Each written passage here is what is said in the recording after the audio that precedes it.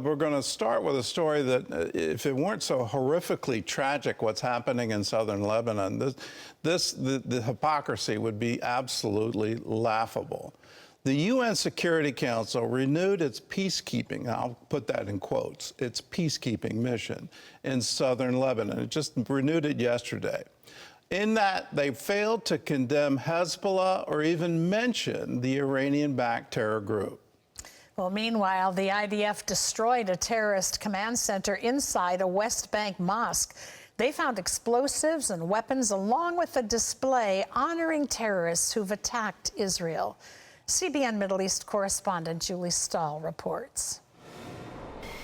The Israel Defense Forces say they found and destroyed a terrorist command center inside a mosque in the West Bank. IDF drone footage shows displays honoring dead terrorists and equipment to make bombs, as well as several explosive devices.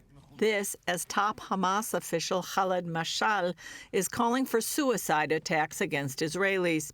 At the United Nations Security Council Wednesday, members renewed the mandate to maintain peacekeepers in southern Lebanon, but failing to specifically mention Hezbollah or condemn the terror group. Despite the UN mission, the peacekeepers have not taken action to stop Hezbollah from launching some 8,000 missiles and drones into Israel the last 10 months. We call on this council to finally enforce Resolution 1701 in full and to recognize Hezbollah as a terrorist organization. The U.S. representative at the UN said none of the nations present would put up with what Israel has had to endure. No member of this council facing a brutal terrorist organization on its border would tolerate daily attacks and displacement of tens of thousands of its own people. Since the UN forces are not stopping Hezbollah, Israel warned Lebanon that it must do the job itself. I have a message for the Lebanese people. You and your government have a choice to make. Confront Hezbollah today or watch as your country is dragged into chaos and destruction.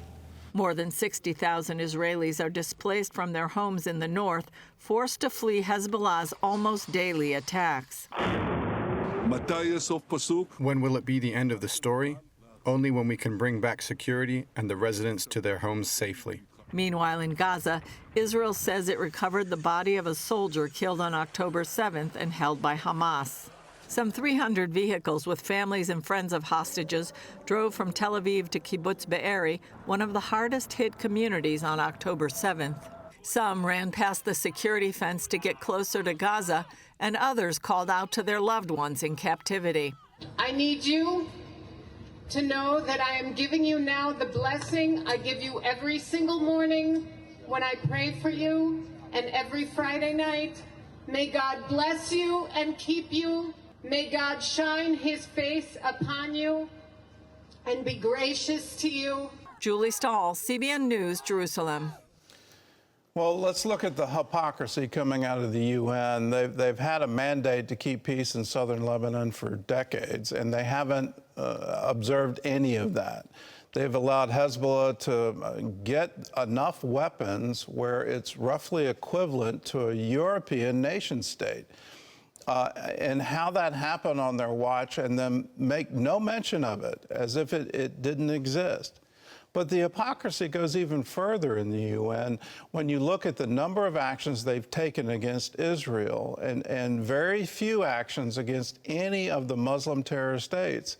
It's absolutely incredible to me. Then you add into it the International Criminal Court. Who's in charge of that? Who's the chief justice of that court? Well, a Muslim from Lebanon. Who's the chief prosecutor? A Muslim from Great Britain. His parents are from Pakistan. How in the world would you expect there to be any kind of fair trial for Israel, any kind of determination? I hope people are waking up to the double standard, waking up to the hypocrisy, not calling it for what it is. This war is exclusively the fault of Hamas. Hamas started it on October 7th. Hezbollah is now adding into it. If Israel doesn't invade Lebanon, I will be surprised. If this were happening in the United States, if Toronto was sending rockets across to Buffalo, I know exactly what we would do. And why would we not expect Israel to act in the same way?